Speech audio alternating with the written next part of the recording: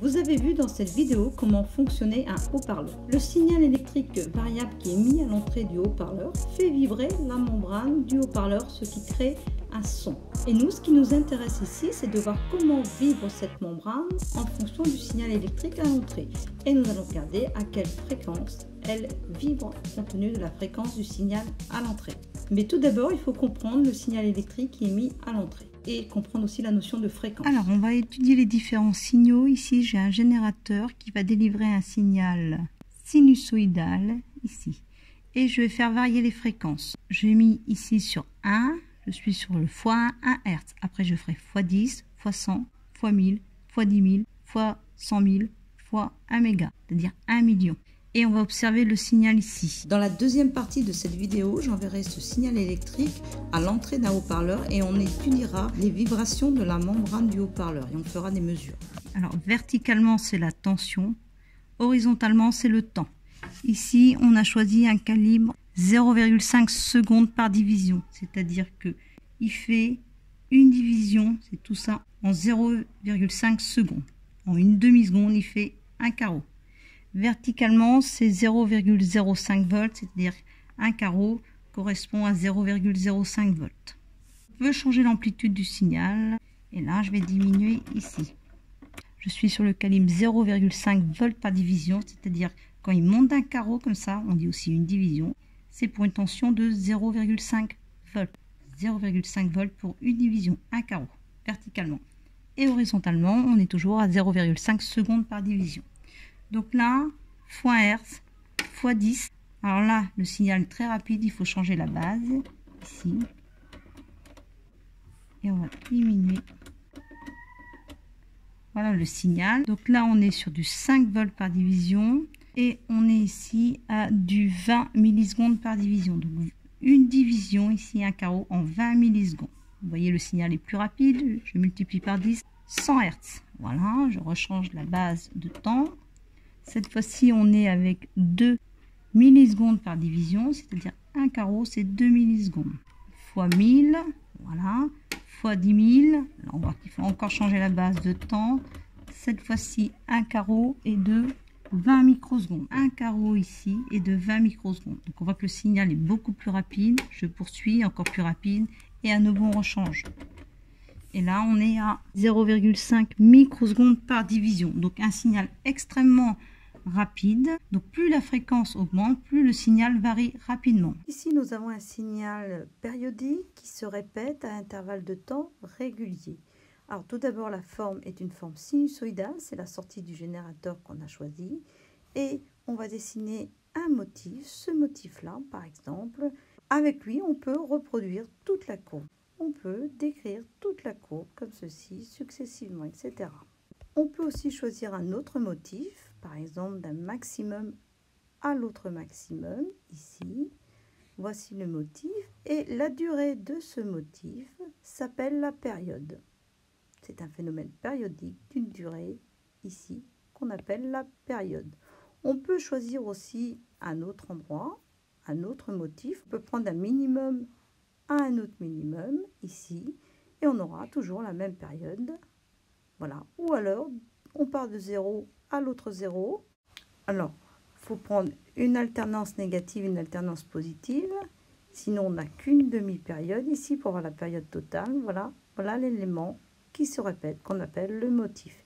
Et la période et la durée du motif. Donc maintenant, on va faire des petites mesures. On va s'en remettre sur le 1 Hz. Donc, il va falloir compter. Donc là, je suis sur 1 Hz. Il faut regarder. Au moins, il est en haut, il revient. Alors là, c'est pas facile. Alors, la solution, c'est de le faire osciller sur place. Donc, on coupe le balayage en temps. Il va osciller sur place et je le calme bien. Regardez. Et donc, on va compter. Si on est là, top 1, 2. Et avec le chronomètre, vous allez voir le signal. Je vais compter le nombre de périodes qu'il y a en 10 secondes. Donc, je vais déclencher le chronomètre et je vais regarder combien de fois il remonte en haut. Je vais partir quand il est en haut. Attention, top. 1, 2, 3, 4, 5, 6, 7, 8, 9 et 10 secondes. Voilà. Donc, il est monté 10 fois. Il a fait 10 fois la courbe comme ceci. C'est-à-dire qu'on voit comme ça. Ça veut dire que quand il est en haut, il fait 10 fois ça, il revient à la même position en 10 secondes. Et donc en 1 seconde, il le fait une fois. Comme on va le voir par la suite, la fréquence est le nombre de périodes qu'il y a par seconde.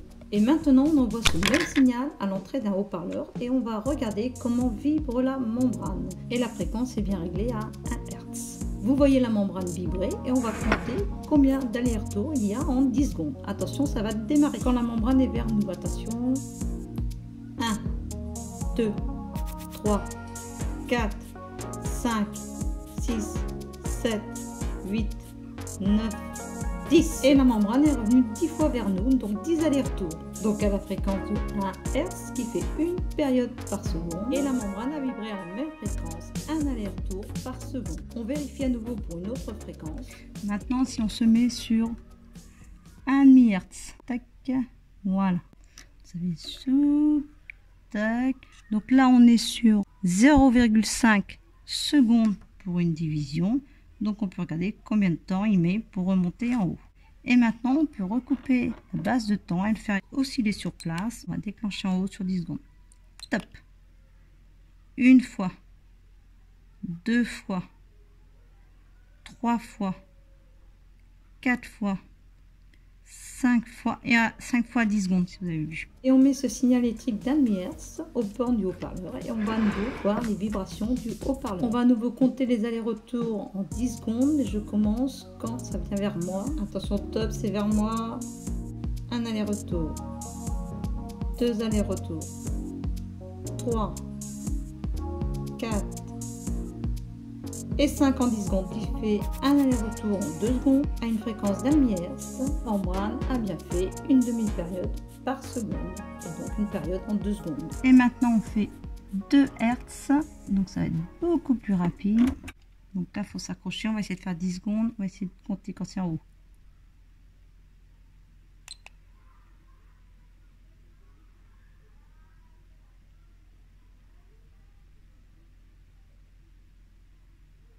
Je viens d'en compter 20, mais on va refaire ça au ralenti, ça va être plus facile. Et on va compter à partir du bas parce qu'en fait j'ai déclenché sur le bas. Je ralentis par 2.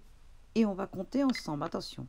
1, 2, 3, 4, 5, 6, 7, 8, 9, 10, 11, 12, 13, 14, 15, 16, 17, 18, 19, 20, voilà, à 10 secondes.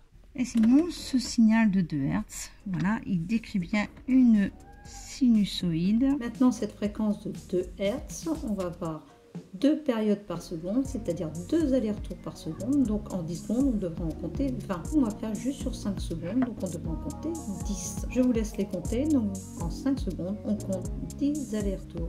Et donc 2 allers-retours par seconde, ce qui fait bien 2 périodes par seconde. Et la fréquence est bien de 2 Hz. Pour une fréquence de 10 Hz, c'est-à-dire 10 périodes par seconde, donc 10 allers-retours de la membrane par seconde, on en aurait 100 en 10 secondes.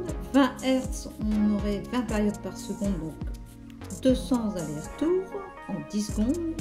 Et vous voyez, ça bouge trop vite, on ne peut plus faire des mesures. Et au-delà, évidemment, on ne la verra plus bouger.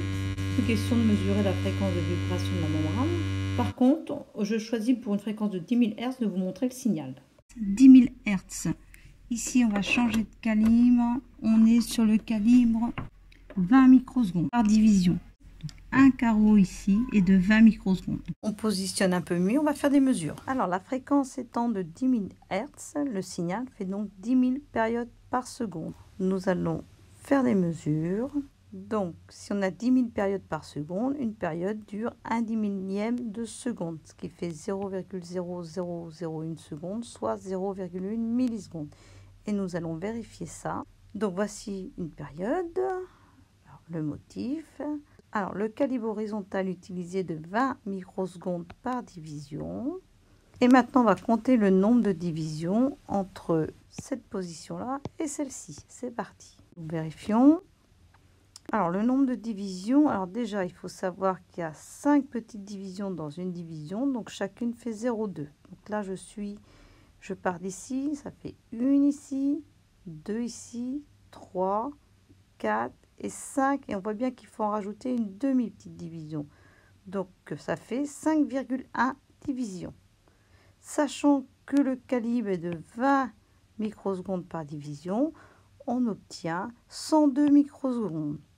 Autrement dit, 0,102 millisecondes. On avait estimé, connaissant la fréquence à 10 000 Hz, on avait estimé la période à 0,1 milliseconde. Vous voyez, on y est. Alors, en fait, cette période correspond à une autre fréquence que 10 000 Hz. On va faire le calcul inverse.